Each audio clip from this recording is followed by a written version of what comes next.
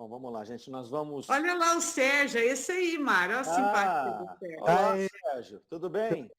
Tudo bom. Eu fui mexendo aqui, acho que deu certo. Deu certo, agora você fica quietinho aí. Vou ficar quietinho. Então tá bom. Agora você desliga o microfone, para não dar microfonia. Já desligou. Beleza, valeu. Vamos lá, gente. Ó, nós estamos, vamos estudar hoje setembro de 61. É uma comunicação que o título dela na revista é A Pena de Talião. Então vamos lá, deixa eu compartilhar aqui com vocês. Vamos lá. Soraya, você vai? Vou. Então vamos lá. Uma correspondente da sociedade lhe envia a nota seguinte. Sr. Antônio B., um de meus parentes, escritor de mérito, estimado por seus concidadãos, tendo desempenhado com distinção e integridade funções públicas na Lombardia há cerca de 10 anos e, em consequência de uma apoplexia, caiu num estado de morte aparente que, infelizmente, e como por vezes acontece, foi tomado como de morte real. O erro era muito mais fácil por julgaram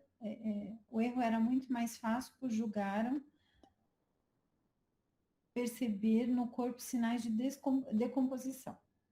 15 dias após o enterro, uma circunstância fortuita levou a família a pedir a exumação. Tratava-se de um medalhão esquecido no caixão por descuido. Grande, porém, foi o estupor dos assistentes quando, ao abri-lo, reconheceu-se que o corpo tinha mudado de posição. Tinha se virado e, coisa horrível, uma das mãos fora parcialmente comida pelo defunto. Ficou então manifesto aqui que o infeliz Antônio B. tinha sido enterrado vivo. Devia ter sucumbido nas garras do desespero e da fome. Seja como for, deste triste acontecimento e de suas consequências morais, não seria interessante, do ponto de vista espírita e psicológico, fazer um inquérito no mundo dos espíritos? Evocação de Antônio B. Que quereis de mim? Um de vossos parentes pediu-nos que vos evocássemos. Fazemo-lo com prazer e sentir-nos-emos felizes se tiverdes a bondade de responder. Sim, quero mesmo responder. Mário, tem como aumentar um tiquinho? Melhorou. Obrigada. Fico judiando de vocês. Vamos lá. Lembrai-vos das circunstâncias de vossa morte? Claro que sim, lembro-me. Por que despertar essa lembrança de castigo? É certo que fostes por descuido enterrado vivo? Assim deveria ser, porque a morte aparente teve todas as características de morte real. Eu estava quase gente, como é que lê? Exangue? Exangue? Acho que é. Não se deve atribuir a ninguém um fato previsto desde antes de meu nascimento. Muito bem. Só uma pequena paradinha aí, para a gente poder situar aqui essa comunicação, né? Então, esse é um espírito que ele teve uma apoplexia, né? Que é aquela morte aparente. Então, ele, na verdade, teve essa morte aparente, foi enterrado e depois eles pediram a exumação do corpo. Começam as coisas interessantes aí, né? Qual é a probabilidade de cair uma medalha dentro do caixão para poder exumar uma pessoa? Né? Porque quando a gente começa a ler aqui, você fala, mas por que será que eles exumaram esse corpo? Né? É tão difícil exumar um corpo. E aí eles explicam aqui que, na verdade, uma circunstância fortuita fez com que eles pedissem a exumação do corpo, que foi cair uma medalha dentro do caixão e eles foram procurar essa medalha lá. E aí eles encontraram esse indivíduo virado e com a mão comida. E a pessoa que mandou a carta aqui, ela pediu para que fosse feita a evocação por uma questão de avaliação das consequências morais do caso. Né? Sempre era esse o interesse que aquele grupo tinha, o interesse da instrução, Então, ele fazia uma investigação dessas consequências morais do ponto de vista espírita e psicológico ali. Foi com esse espírito que eles evocaram o senhor Antônio B. ali. Ele vem responder até de bom grado, o que é interessante também. Isso leva a gente a supor, e aí é só uma suposição, que essa história estava toda alinhavada, né, para ela acontecer dessa maneira. Porque ele ter essa apoplexia, que é uma coisa rara, é muito raro uma pessoa ter isso, ele ser enterrado vivo, caiu o medalhão lá, eles fazerem a exumação e verificarem o jeito que ele de fato desencarnou, e depois, quando eles pedem para evocá-lo, ele vem e dá essa resposta, né, que ele quer mesmo responder. E aí, depois eles vão falar sobre as circunstâncias da morte, né, se ele se lembrava, e ele falou que ele se lembrava, mas por que despertar essa lembrança desse castigo? Então, aí começam outros pontos interessantes dessa comunicação, que a gente já avaliou outras anteriormente, e vocês lembram que a gente falou bastante uma vez aí sobre a questão do castigo, né? Que essa história do castigo ela é muito pessoal, não é um castigo de fora para dentro, não é Deus que está nos castigando, né? Normalmente nós vamos em busca desse tipo de sofrimento como uma expiação ou como uma prova. Mas muitas vezes os espíritos não veem assim, né? Por um processo ainda de desconhecimento das leis naturais, por um processo ainda de ignorância natural no espírito em evolução, ele não consegue compreender o que está acontecendo, então ele se julga um ser castigado por uma lei divina, castigado por um ser, pelo Criador. Não é? Então mais ou menos esse desfecho aqui que ele coloca ali. Bacana que eles vão dizer lá se fosse por descuido, eles vão perguntar se foi descuido, se ele acha que foi um descuido, e ele diz que não, né? Que ele estava de fato quase morto ali, né? Quando ele fala em quase exangue, aqui acho que é essa a palavra mesmo, ou seja, ele estava de fato quase morto, e ele tinha essas características de morte real. Então isso é interessante, que esse espírito não culpou ninguém. E aí ele faz a afirmação aqui, né? Por que atribuir a alguém algo que estava previsto antes do meu nascimento? Então ele sabe desculpa, ele já foi instruído, ou ele percebeu no plano espiritual que esta prova, essa expiação que ele teve, foi algo que foi previsto, estava lá no seu planejamento reencarnatório. Então começa bem interessante essa comunicação, porque ele já vai mostrando esses pontos interessantes. Ele não atribui a ninguém a culpa, ele estava pronto para responder, então vai dando esse recheio aí para essa comunicação. Algum comentário aí, alguma questão? Não, uma coisa simples, ele estava com a mão comida, será que ele comeu por fome que ele sentiu?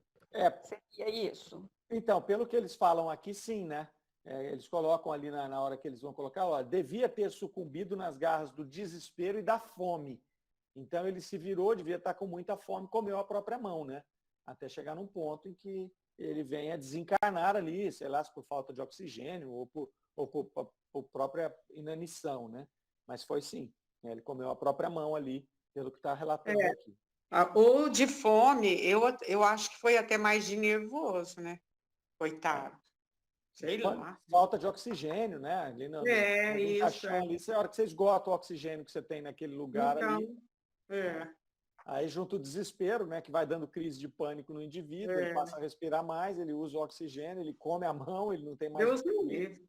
Ele passa mal porque comeu a própria mão, enfim. É uma tragédia, Deus né? me livre. É uma tragédia que aconteceu com ele aqui. Vamos ver como é que ele continua essa comunicação. Vamos lá.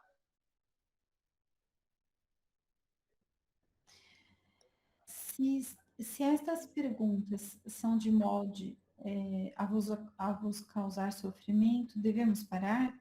Não continuai. Queríamos saber-vos feliz, pois deixastes a reputação de um homem decente. Muito agradecido. Sei que orareis por mim. Tratarei de responder, mas se fracassar, um de vossos guias habituais me substituirá. Poderias descrever as sensações que experimentastes naquele terrível momento? Oh, que prova dolorosa! Sentir-se fechado entre 4 tábuas, de modo a não poder mover-me, nem mudar. Não poder chamar a voz não ressoando no meio privado de ar. Oh, que tortura a de um infeliz que em vão se esforça para respirar numa atmosfera insuficiente e desprovida de elemento respirável. Ah, eu era como um condenado à garganta de um forno, exceto ao calor. Oh, a ninguém desejo semelhantes torturas. Não, a ninguém desejo um fim como o meu. Cruel punição de uma existência cruel e feroz. Não me pergunteis em que eu pensava. Eu mergulhava no passado e vagamente entrevia o futuro.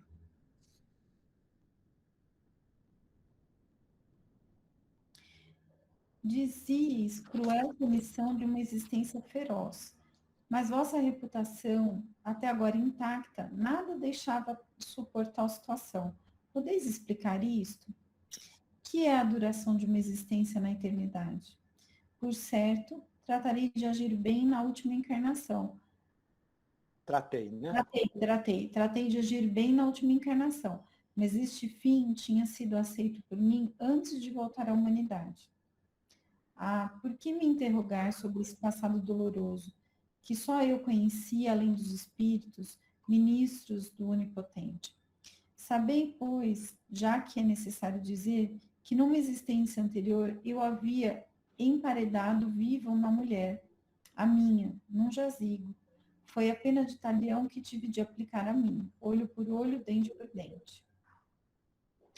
Agradecemos a bondade de haver respondido às nossas perguntas e rogamos a Deus o passado em favor do mérito de vossa última existência. Voltarei mais tarde. Aliás, o Espírito Erasto terá a bondade de completar. Muito bem. Olha que interessante as colocações que ele vem trazer para nós aqui, né? Ele Sabia que alguma coisa ele tinha aprontado, hein, Mário, nessa parte. Coitado. Pois é, né? Não é de graça, né? A gente não passa pelas coisas aqui fortuitamente, né? A gente não está numa roda aleatória para eventos tão cruéis como esse, né? Quando a lei de causa e efeito funcionando. E mais do que isso, né? Não o texto aqui chama lei de talião, né? Mas, na verdade, a gente sabe que ela não existe dessa forma, e o Espírito vai nos explicar aqui. Achei interessante quando ele fala aqui, né? Quando eles vão dizer para ele se ele está em condição de responder, ele fala, se eu não conseguir, um de vossos guias me substituirá. Achei interessante porque ele demonstra que ele ainda está no estado ainda de fragilidade, né? Se não está totalmente perturbado, ainda está frágil, a ponto de dizer, olha, talvez eu não consiga, e se eu não conseguir, eles vão me ajudar. E aí, além dele se mostrar frágil, ele afirma aquilo que a gente imaginou no começo da leitura, né, que isso havia sido programada. Né? Assim como todo esse processo dele, a vida, o tipo de morte, sofrimento foi programado, também foi programado esse processo dessa comunicação. Né? Então, isso vem se encaixando justamente nesse momento em que se precisava trazer essas instruções aqui para o plano material. Ele relata, então, aqui o desespero da prova dele, lá na questão número 7. Aí ele vai confirmar também que a morte dele se deu, pelo que ele deixa claro aqui, né, para respirar uma atmosfera insuficiente, desprovida de elemento respirável. Então, aparentemente, aqui ele morreu sufocado com o término do oxigênio dele ali naquele momento, né, no túmulo que ele estava. E aí ele fala, né, cruel punição de uma existência cruel e feroz.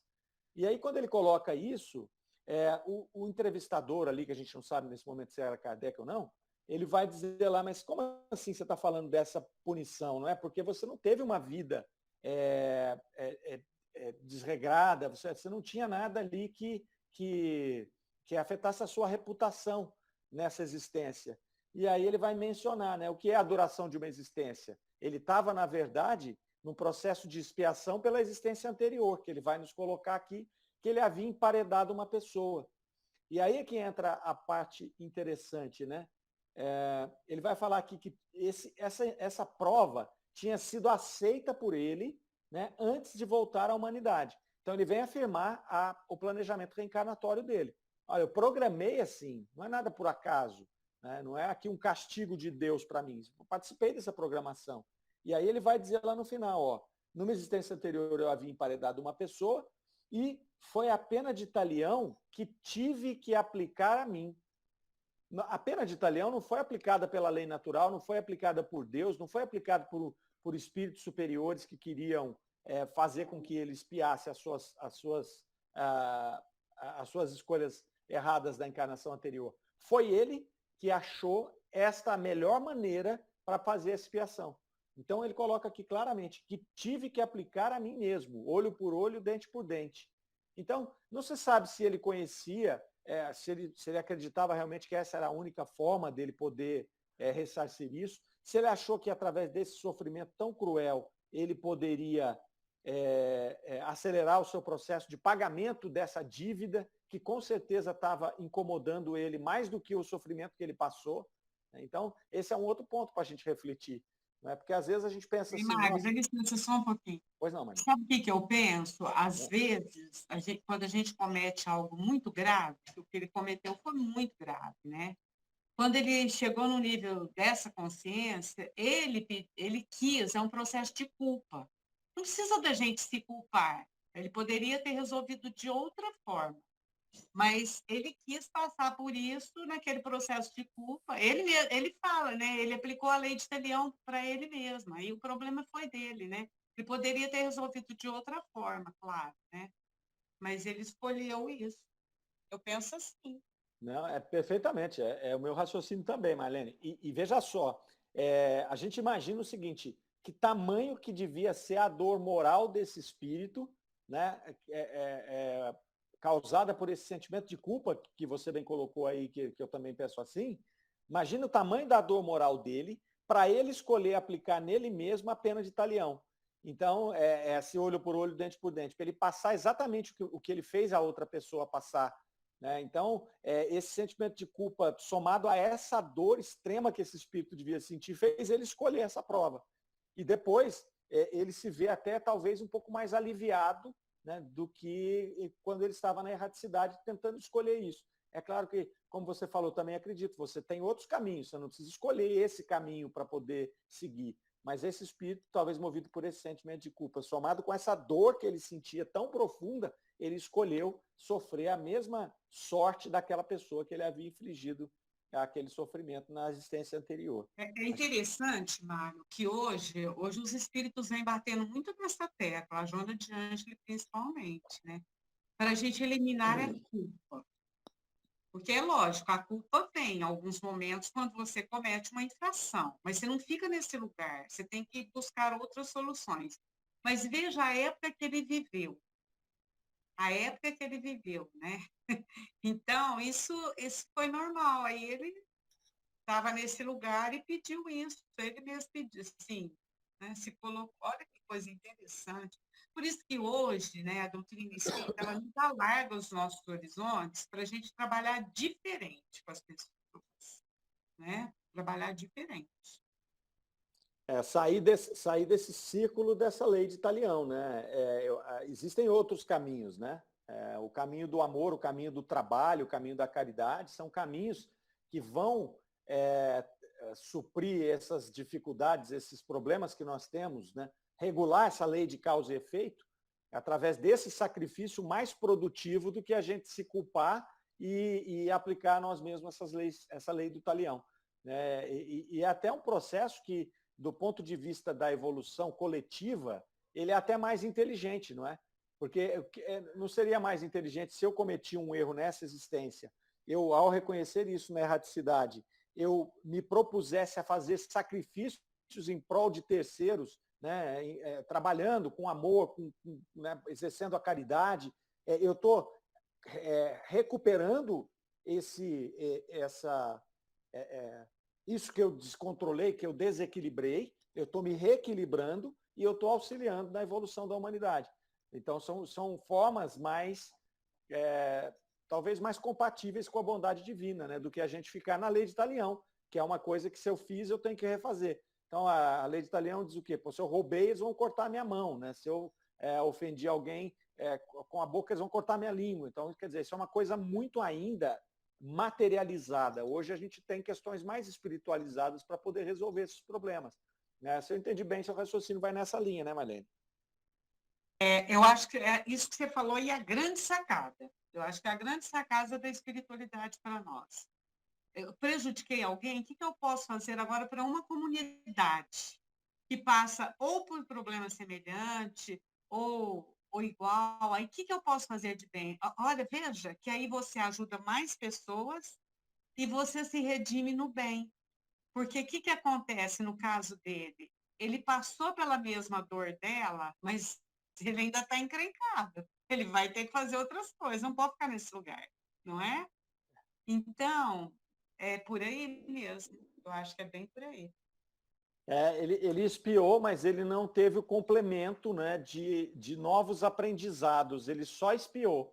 Quando a gente faz esse trabalho que a gente está falando, né, de você espiar na coletividade, através do trabalho, da caridade, do sacrifício, da doação, além de você espiar, você está criando outras virtudes. Então, é duplamente enriquecedor. Né? Você espia e você cresce junto e ajuda os outros a crescer.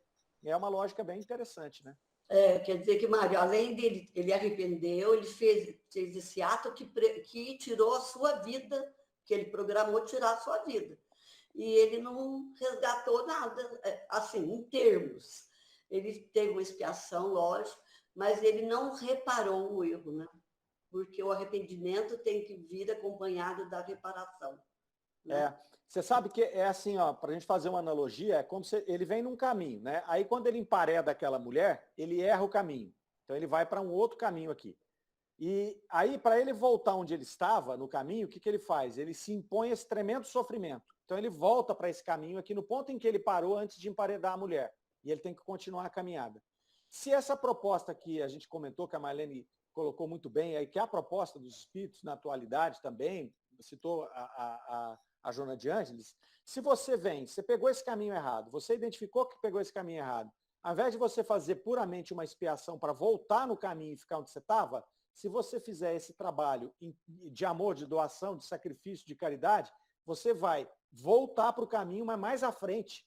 Né? Você não vai precisar voltar aqui atrás e começar de novo. Porque enquanto você espia, você cresce, você ajuda, você complementa coisas no seu espírito que vai fazer com que você volte na caminhada como se você tivesse seguido uma rota paralela. É um raciocínio bem interessante, bem alentador, não é? É um raciocínio que dá assim uma esperança da gente fugir dessa roda de sofrimento, né? E até encerrar um pouco o ciclo do planeta de expiação e provas. Né? Porque senão nós vamos precisar sempre de um planeta muito inferior para a gente se corrigir. Como é que a gente vai se corrigir num planeta de regeneração, sendo que as oportunidades de expiação vão ficando cada vez mais escassas? A gente vai ficar indo para planetas inferiores? Não. Né? A espiritualidade, a bondade divina vai nos dar essa capacidade e essa oportunidade de reparar aprendendo, reparar crescendo, continuar na caminhada reparando, né? É muito, muito, muito interessante esse raciocínio que a gente desenvolveu aí juntos. Muito legal. Aí ele vai falar que Erasto vai fazer o complemento, e é interessante porque provavelmente ele estava junto de Erasto, né? Ele conhecia Erasto, ele vai citar aqui, e ele fala, o espírito Erasto vai fazer, terá a bondade de complementar aqui, é o espírito falando, é o Antônio B falando. Então ele estava junto de Erasto, eles já deviam ter conversado, né? Talvez foi Erasto que foi, ou algum emissário de Erasto que foi lá buscá-lo, para que ele pudesse participar dessa evocação aqui, dessa entrevista. Então vamos ver o que Erasto fala para ele aqui.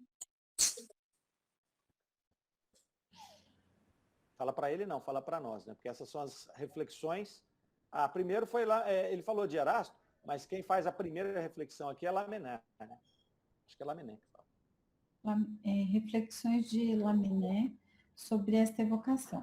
Deus é bom, mas para chegar ao aperfeiçoamento, deve o homem sofrer as provas mais cruéis.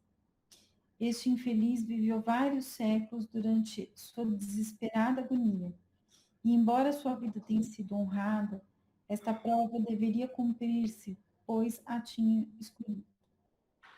Reflexões de Erasto.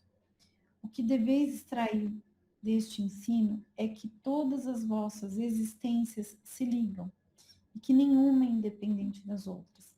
as preocupações, os aborrecimentos, como as grandes dores que ferem os homens, são sempre as consequências de uma vida anterior, criminosa ou mal empregada.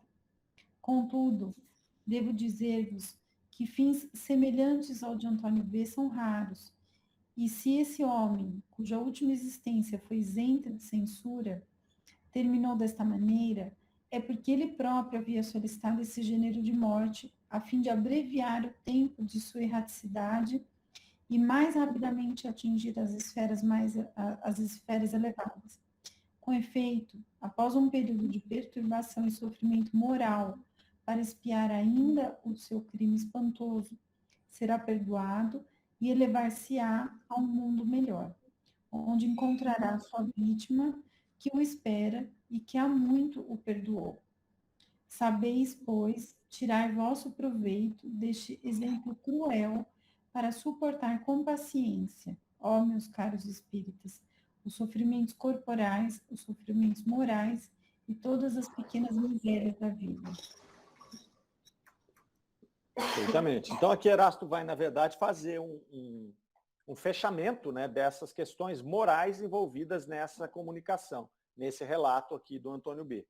Vai falar algo que a gente já refletiu um pouco sobre aqui, né, que essas existências, as nossas existências se ligam. Então, o berço está longe de ser o início, né, o berço é uma continuação, e que nós trazemos aqui, ele vai nos dizer as consequências das vidas anteriores, né? Nem da vida anterior, é das vidas anteriores. Então, a gente é um construir. Então, ela não é uma coisa recortada. Começa aqui, eu comecei essa existência, então meio que houve um reset ali. Não, eu trago essas consequências do que a gente vai fazendo, né? Isso é uma coisa, acho que, bem tranquila para nós, nesse estágio que a gente está aqui do nosso estudo, né? Pois não, pode falar. Que é muito interessante, porque a Marleninha falou, você também, e eu fiquei pensando, mas você viu que ele é bem claro quando ele diz que ele escolheu isso, que é o que faltava para ele. Ele poder ir para mundos mais elevados. Que coisa muito interessante isso, né? Que você vê, ele viveu, estava tudo bem, mas ele ainda precisava viver esta prova para ele se melhorar. Muito interessante. Acho que nem é questão de culpa, é uma questão dele, sei lá, assim, se ver livre mesmo de tudo isso, porque ela até já havia perdoado isso, e com certeza ele tinha as sensações, as energias desse perdão. Mas ele precisava passar por isso para a sua evolução. Achei muito interessante. Não sei se eu estou pensando errado, né? Mas. Não, é isso mesmo, Dulce. Mário, eu acho que talvez eu acho que em algumas situações como essa, tão graves, né? Porque é meio assustador, assim. Mas talvez só o que faria ele resolver isso dentro dele era vivenciar as mesmas dores. Isso, Soraya, você falou direitinho o que eu estava pensando. Não é você se submeter à mesma situação para ser capaz de sentir o que você causou no outro, para se colocar numa condição de se sentir em condições morais de ter esse encontro. Eu acho que mais supera a questão da culpa. Eu acho que assim, eu preciso entender o que ela passou. De uma tal maneira que isso só se eu viver a mesma situação. Eu só vou conseguir saber o que eu fiz com essa pessoa se eu passar pela mesma situação. Eu acho que tem a questão da culpa, mas eu acho que extrapola um pouco. Eu acho que é algo assim que só quem vivendo sabe. Existem situações na vida que só quem vive sabe o que é, né? Que tem vários exemplos no nosso entorno. E que muitas vezes alguém fala assim, eu sei o que você está passando. E a gente pensa lá dentro, sabe nada, né? Então, eu acho que é uma necessidade de viver aquilo, de ter as mesmas condições que ela teve, para poder se colocar numa condição talvez moral perante ela, de poder conversar. É muito complexo, eu acho que ultrapassa, né, talvez o nosso entendimento aqui nesse momento, mas talvez a gente até tenha vivido situações como essa, a gente não lembra, né? talvez no pé que a gente está, talvez hoje do planeta, a gente consegue assimilar outras possibilidades mais leves, né? Mas eu acho que depende também do que a gente fez lá atrás, que a gente não sabe, né? Eu acho que é importante a gente compreender aqui, até pela fala do Erasto, que ele tinha outras possibilidades, né? Vamos ver o que o Erasto fala. Olha, ele coloca lá, ó, devo dizer-lhes que fins semelhantes a esses são raros. Tá? Então ele já deixa, é raro. Ele próprio havia solicitado esse gênero de morte, então ele solicitou esse gênero de morte a fim de abreviar o tempo da sua erraticidade. Então, ele achou que esse era o melhor jeito para ele. Né? A reflexão que a gente faz é que, ok, ele fez isso e ele abreviou esse tempo. Né? Nós não podemos deixar de fora o sentimento de culpa dele. Ele estava corroído em culpa pelo mal que ele fez. Né? E ele entendeu o seguinte, eu preciso passar por isso para poder evoluir e encurtar esse tempo de culpa meu, esse tempo que me deixa aqui nessa perturbação na erraticidade. Mas é importante observar que essa foi uma escolha pessoal dele, que Erasto deixa claro aqui, que é raro esse fim, porque nós temos outras alternativas, né, muito mais compatíveis com a bondade divina do que esse final tão trágico, tão triste e numa vida interrompida talvez em menor tempo do que ela poderia ser se ele tivesse aproveitado mais de outra maneira, né, talvez ele tivesse um tempo mais longo de vida, auxiliando as pessoas e ajudando. Né? Aí se torna mais compatível com a bondade divina. Mas é a escolha dele. Eu concordo no sentido, hoje, com o conhecimento talvez que a gente tenha, né, no estágio atual da humanidade, a gente consegue alcançar, porque a gente já venceu, né, muito daquilo que era uma selvageria lá atrás, né, a humanidade evoluiu. Então, eu acho que naquele estágio que ele estava, e muitos de nós talvez tenhamos vivido experiências como essa, né, do olho por olho, dente por dente, a gente, naquela época, necessitou disso. Eu acho que é isso. Então, na medida em que o planeta evolui, que a gente vai evoluindo, talvez a gente vá conseguindo assimilar essas oportunidades que foram colocadas para ele, mas que para ele não eram suficientes. Talvez o viver na pele, para poder compreender aquela dor de uma maneira mais profunda, naquele momento, foi importante para ele, como talvez tenha sido para a gente em outras experiências também, né? Então, eu achei muito, muito profundo, né, tudo isso. Assim, é difícil de assimilar, porque a gente já tem um entendimento que nos permite, né, rogar por oportunidades mais leves. A gente já tem isso. Mas eu entendo que lá atrás talvez a gente não tenha tido, né? Muitas vezes a gente deve ter feito escolhas bem parecidas com a que ele fez, né? Em outras situações, né? Certinho, Soraya, muito boa a sua colocação, porque assim, isso vai de encontro até com a forma como nós interpretávamos Deus e a forma como Deus se manifestava para nós seres humanos. Então, antes ele era um Deus vingativo, um Deus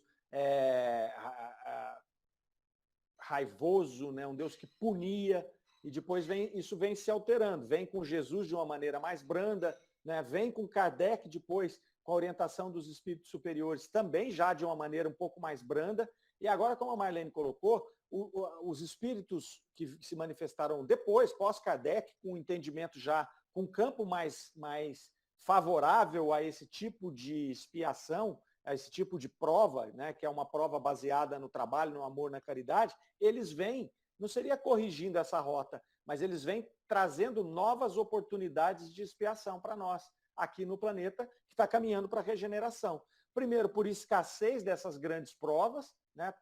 Primeiro por escassez e depois por aumento de oportunidade, né? Uma vez que nós temos um entendimento maior, nós temos uma coletividade já mais propícia para você poder fazer esse tipo de trabalho, né, esse tipo de correção na sua rota, de maneira, inclusive, a ajudar os demais, né, ajudar aqueles que estão necessitados ali.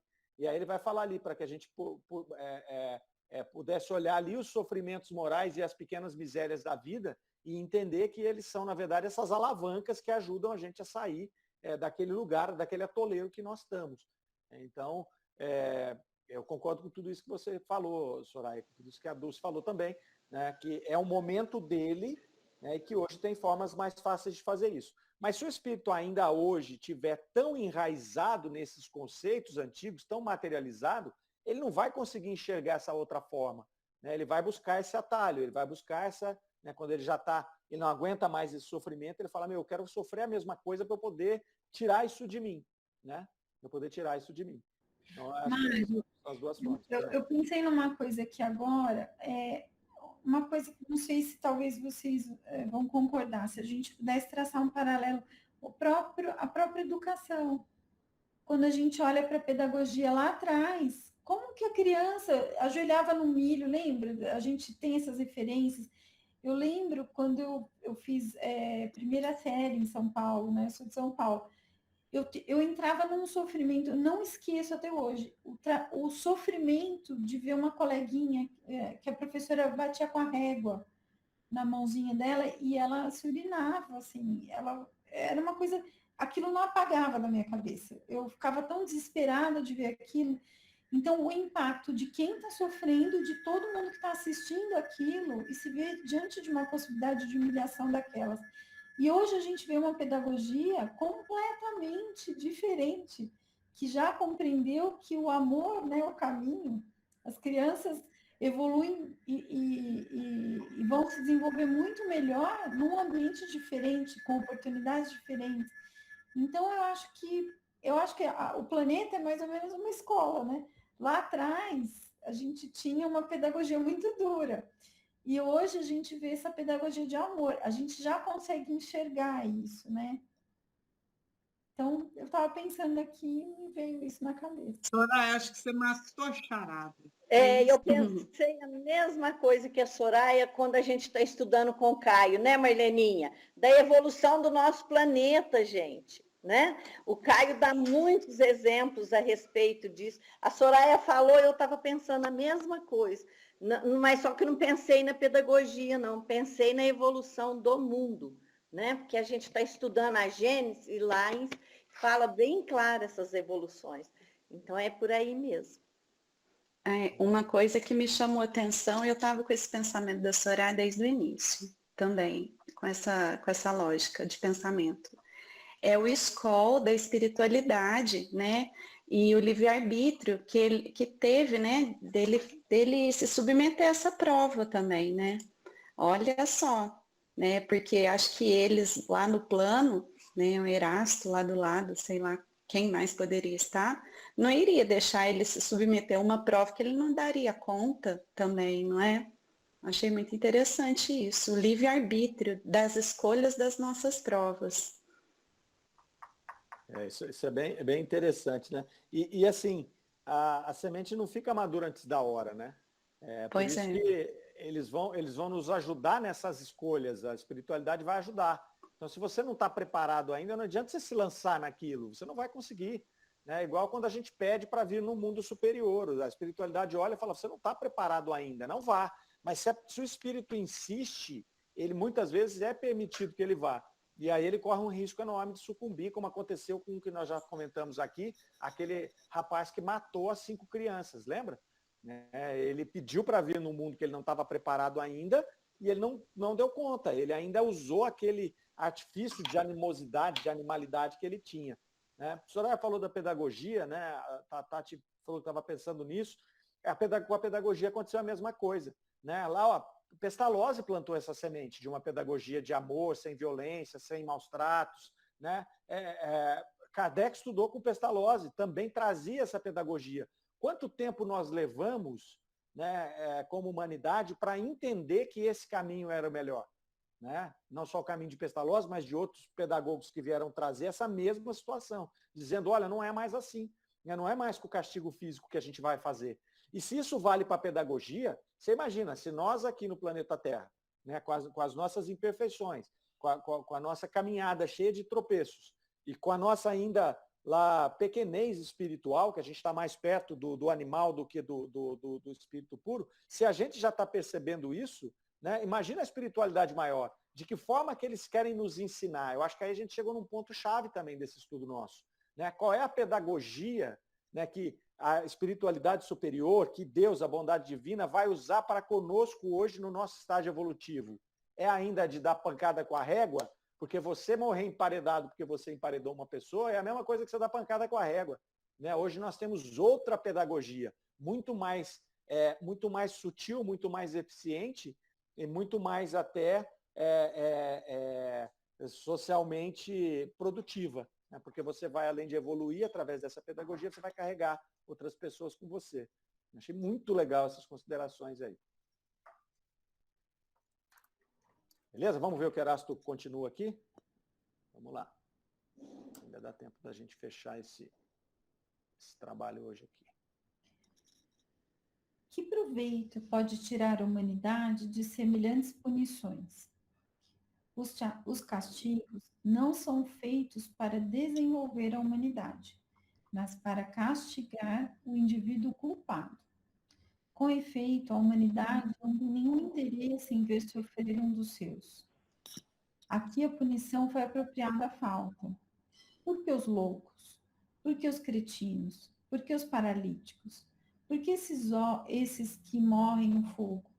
Por que os que vivem anos nas torturas de uma longa agonia sem poder viver nem morrer? Ah, crede-me, respeitai a vontade soberana e não busqueis sondar a razão dos desígnios providenciais. Sabei que Deus é justo e faz bem o que faz. Erasto. Observação. Não há neste fato um grande e terrível ensinamento? Assim, a justiça de Deus atinge sempre o culpado, e por ser, às vezes, tardia, nem por isso deixa de seguir o seu curso. Não é eminentemente moral saber que se grandes culpados terminam a existência pacificamente, e muitas vezes na abundância dos bens terrenos, mais cedo ou mais tarde soará a hora da expiação? Penas de tal natureza se compreendem, não só porque, de certo modo, estão sob os nossos olhos, mas porque são lógicas. A gente crê nisto porque a razão o admite. Ora, perguntamos se esse quadro que o Espiritismo desenrola a cada instante aos nossos olhos não é mais próprio para impressionar, para reter à beira do abismo, de que o medo das chamas eternas em que não acreditamos. Releiamos apenas as evocações publicadas nesta revista e veremos que não há um só vício que não tenha o seu castigo, nenhuma só virtude que não tenha sua recompensa, proporcionados ao mérito e ao grau de culpabilidade, porque Deus leva em conta todas as circunstâncias que possam atenuar o mal ou aumentar o prêmio do bem. Muito bem, olha só que interessante, né? O Erasto vai fazer, quando ele vai dizer que provas podem tirar a humanidade dessas expiações, dessas punições, e aí o Erasto vai dizer, né? Esse tipo de prova, esse tipo de castigo, ele chama de castigo, não foi feito para desenvolver a humanidade, mas para castigar o indivíduo culpado. Né? Então, é muito pontual. É muito pontual o que aconteceu aqui. Né? Ele escolheu isso e foi para ele, não foi para o resto. É interessante que ele vai colocar isso aqui. E ele vai dizer logo na sequência o seguinte, ó, com efeito, a humanidade não tem nenhum interesse em ver sofrer um dos seus. Então, quanto mais a gente se distancia dessa questão animal, dessa questão violenta, da questão, né, muito terrena, materializada, menos sofrimento a gente quer e menos sofrimento a gente quer que o nosso irmão tenha. E a gente amplia também a questão da empatia com o outro ser humano. Né? No passado, mesmo nessa época, vamos lembrar, essa época aqui de 69, de 59, 60, 61, a gente está aqui em 61, a guerra era uma coisa comum.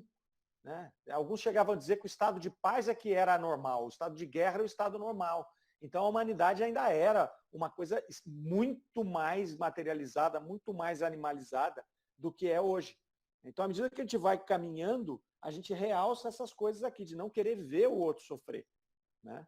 Mas ele vai, depois na observação, essa observação já é de Kardec, essa final aqui, ele vai dizer, né, que isso aqui não é é nada mais do que um sofrimento eminentemente moral e que dá tranquilidade para as pessoas entenderem, através até da doutrina espírita e da sua lógica, que nada passa impune.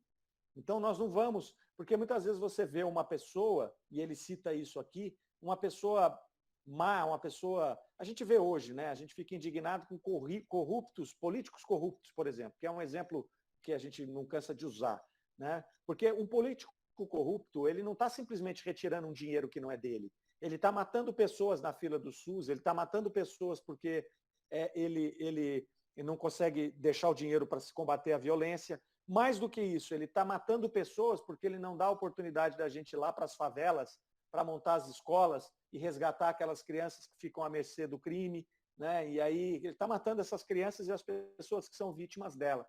Então, e aí a gente vê muitas vezes esse indivíduo levar uma vida impune. Ele leva uma vida impune e você olha e fala, onde é que está a justiça divina? Por que pessoas estão sofrendo pelo que ele está causando e morrem em profundo sofrimento, enquanto esse indivíduo aqui tem uma vida maravilhosa, né? Ele viaja, ele tem mansão, ele tem barco, ele tem uma vida, né? E ele às vezes morre lá com 90 anos. Mas aqui é o que ele vai dizer, né? Não adianta, ele não vai escapar impune.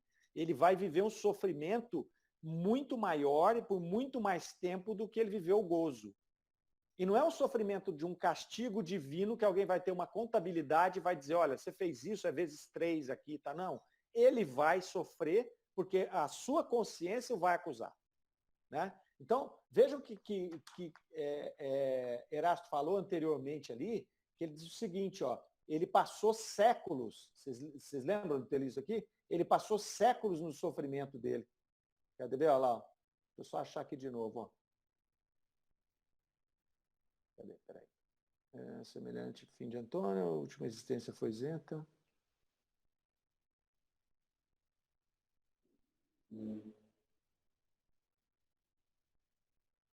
Fugiu aqui no papel agora, mas ele vai falar aqui que ele passou séculos nesse... Reflexão do Erasto, no comecinho lá, não é? Olha lá, Mário. Deixa eu ver aqui na reflexão de Erasto.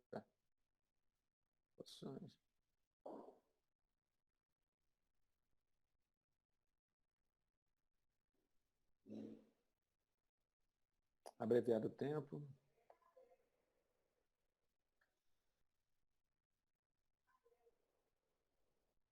Não achei aqui não. Ou então na nota de observação. Eu não lembro aqui não, mas ele falou aqui que ele passou séculos ali naquele processo de sofrimento. Não tinha sido uma coisa que ele tinha emparedado a pessoa e logo depois ele teve a experiência dele, né? Ele teve que amadurecer aquele sofrimento. Ele teve que sentir aquilo profundamente a ponto dele falar, não, para mim só tem essa saída. Para mim só tem essa saída. Mas a bondade divina hoje, principalmente com a evolução da humanidade, com a evolução do planeta, nos aponta outras saídas aqui, né? E aí Kardec fecha aqui o texto dele, dizendo que não há nenhum só vício que não tenha castigo e não há nem uma só virtude que não tenha sua recompensa. Então é a lógica da doutrina espírita, uma frase muito bacana, né? Que vem aí fechando essa comunicação tão carregada de ensinamentos aqui. Comentários? Não? Se não, vamos ficando por aqui. Semana que vem, nós vamos para outubro de 61. Tá joia? Beleza, meninos? Foi muito bom.